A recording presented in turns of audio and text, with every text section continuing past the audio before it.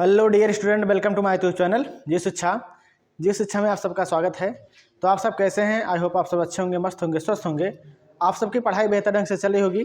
तो आज हम देखेंगे क्लास 12th के मैथमेटिक्स में अध्याय फर्स्ट है, चैप्टर फर्स्ट है संबंध एवं फलन। ठीक है, रिलेशन एंड फंक्शन। तो संबंध और फलन में आज हम पढ़ेंगे। तो इसका पहले टॉपिक आता है क्या? संबंध। रिलेशन होता क्या है?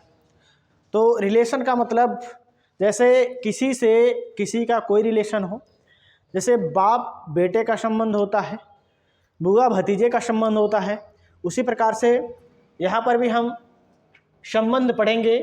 यदि ए व बी ना, यदि ए व बी दो अरिक्त समुच्चय है। अरिक्त का मतलब देखिए, रिक्त समुच्चय नल सेट आप पढ़े थे, और ये कह रहा है रिक्त नहीं अरिक्त। रिक्त का मतलब क्या होता है? उसमें देखिए इन दोनों एलिमेंट्स इन दोनों सेट में कुछ ना कुछ एलिमेंट्स हैं। मतलब यह रिक्त नहीं है, खाली नहीं है, इसमें कुछ ना कुछ अवयव है। तो यदि ए व बी दो अरिक्त समुच्चय हैं तो R is proper subset of A cross B. R is proper subset of A cross B अगर हो तो क्या हो जाएगा? वह फलन जो होगा वह ए और बी में कुछ ना कुछ संबंध रखता होगा। ठीक है, चलिए देखिएगा।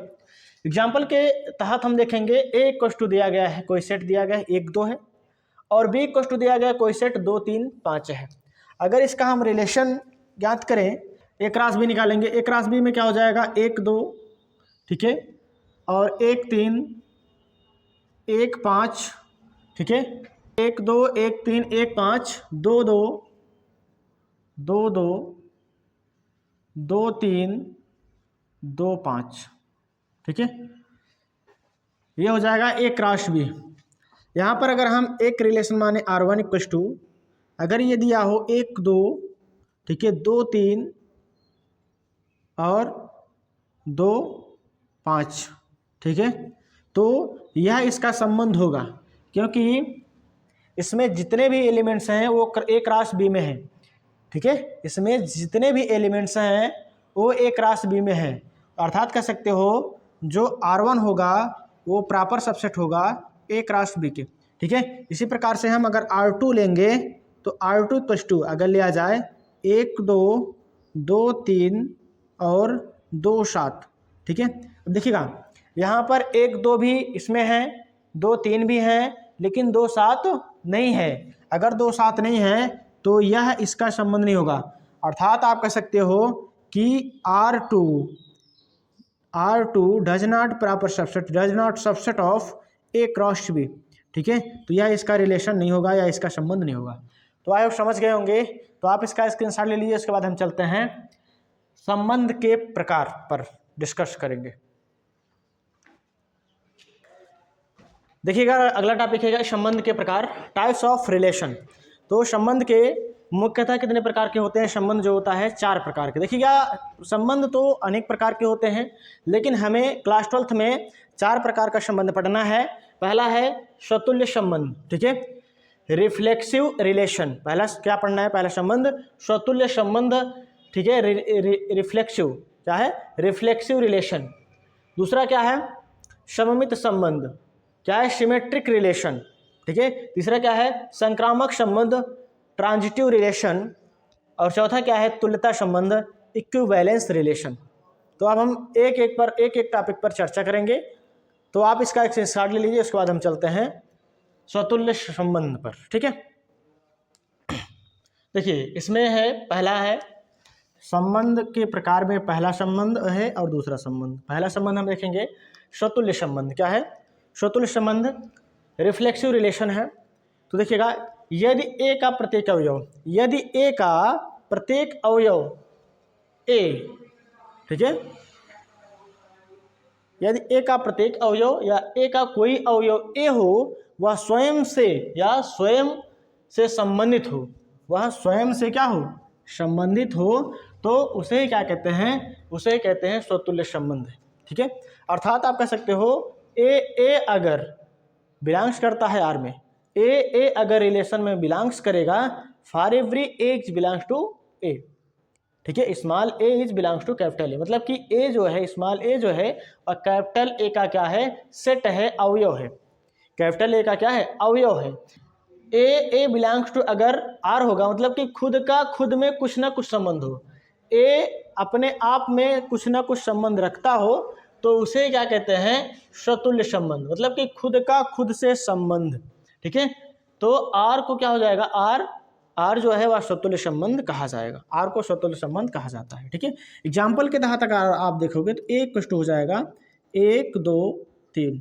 ठीक है, और आर बराबर अगर दे दिया जाए, आर इक्वल्स टू 1 1, ठीक है, 2 2 और 3 3 अगर दे दिया जाए तो देखिएगा आपको पता यहाँ से देखिए जो 1 1 है वह, ठीक है, बिलोंग्स करेगा किसमें, आर में, और फॉर एवरी जो है एक बिलोंग्स टू क्या हो जाएगा, ए में, क्योंकि एक जो है वह ए का क्या है, एक जो है वह ए का क्या है, सेट है, समुच्चय है, ठीक है, अवयव है। तो यहाँ से एक एक बिलोंग्स क्या हो जाएगा, आर के रिलेशन में बिलोंग हो रहा है, मतलब स्वयं का स्वयं में संबंध रखता है, तो यह कैसा संबंध हो जाएगा, स्वतुल्य संबंध हो जाएगा। ठीक है, तो आर स्वतुल्य होगा, तो आर कैसा संबंध हो जाएगा, स्वतुल्य संबंध हो जाएगा। अब सम्मित देखिएगा, सम्मित संबंध किसे कहते हैं, सिमेट्रिक रिलेशन किसे कहते हैं, यदि ए कोई समुच्चय है, ए क्या है, कोई एक सेट है, समुच्चय है, और जिसमें इस ए में कितने एलिमेंट्स हैं, 2 एलिमेंट्स हैं, ए और बी है। इस ए में कितने एलिमेंट्स हैं, 2 एलिमेंट्स ए और बी है,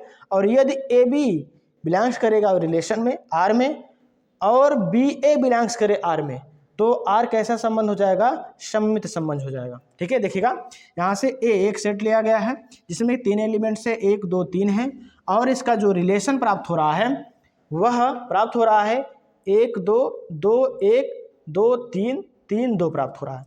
अगर इसका रिलेशन प्राप्त हो रहा है तो यहाँ से देखिएगा आपको देखिएगा यहाँ से आप देखिए, यहाँ से रिलेशन जो प्राप्त हो रहा है 1 2 बिलोंग्स करेगा आर में, ठीक है, और 2 1 जो है ये भी बिलोंग्स कर रहा है आर में, और यहाँ पर देखिए 2 3 जो है ये बिलोंग्स कर रहा है आर में, देखिएगा 3 2 जो है ये भी बिलोंग्स कर रहा है आर में।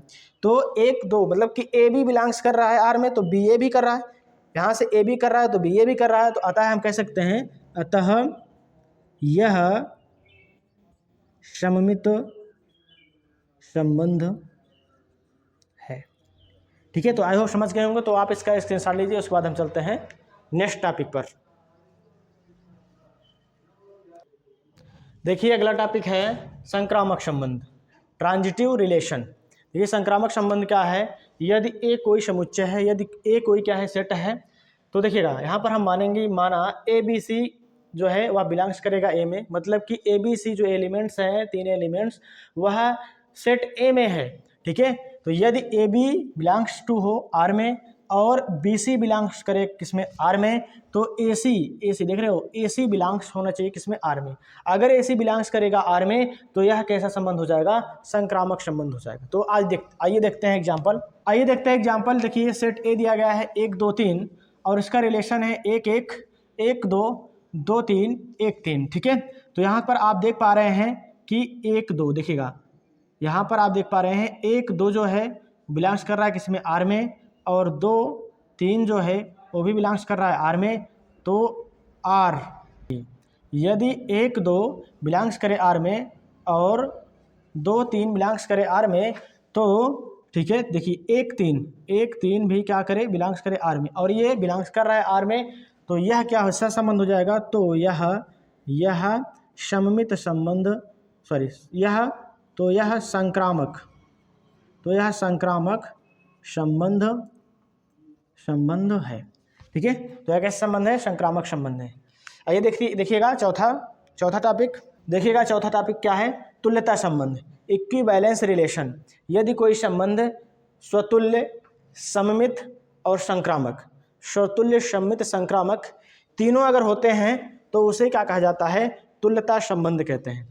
तो आई होप समझ गए होंगे, तो आप इसका स्क्रीनशॉट ले लीजिए।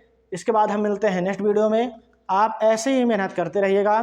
कहते हैं राहें जहाँ तक जाएगी राहगीर वहाँ तक जाएगा, तुम दरिया से क्यों पूछ रहे हो कि नीर कहाँ तक जाएगा, खींच धनु की डोर निशाना साधो अपनी मंजिल को, बाकी बाद में देखेंगे कि तीर कहाँ तक